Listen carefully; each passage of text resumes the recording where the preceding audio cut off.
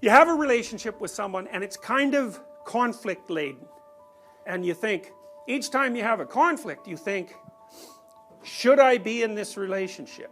That's a big problem because you actually don't know. How much conflict should you have before you shouldn't be in a relationship? And the answer to that is, you don't know.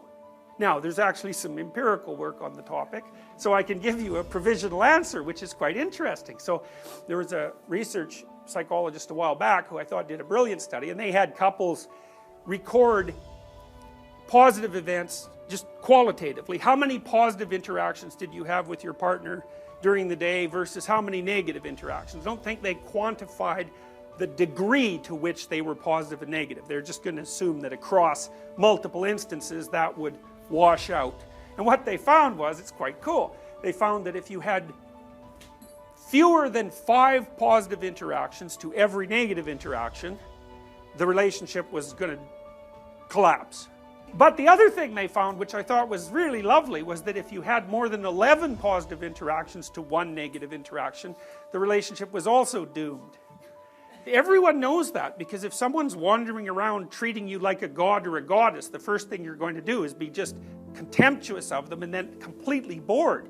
You want the person to harass you a bit, just so that you learn something, that's part of it, but so it's also evidence that there's actually someone there that you're interacting with. Because if someone just does everything you want all the time, that might sound like an ideal fantasy, but you know perfectly well that if that ever happened, you're just going to get completely tired of that instantly. Plus, there's no life in the relationship, right?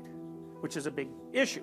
The other thing too is you can be sure that in a relationship where there's no conflict, nothing is being decided. Because thought is conflict, even if you do it by yourself. If there are 2 of you in a boat and you're trying to decide where you're going in the future, it's not like that's self-evident. You have to have an opinion, and your partner has to have an opinion, and there's no reason at all to assume that those opinions either will be or should be the same.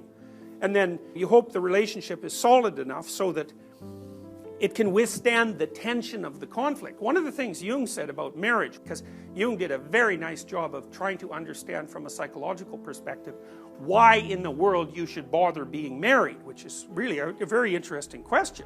And one of the things he said was that you don't need to tie 2 things together if they'll just stay together of their own accord. So the fact that marriage is a human universal, which it is, indicates that there is enough tension within intimate relationships, centrifugal tension, to blow them apart. And some of that's just because people are different and they clash, but it's also because as you go through life in a single boat, you encounter huge waves and you might get swamped, so it's a big problem. His point was that the marriage vow was necessary because if your response to potential conflict was, I can leave, you can't have the conflict.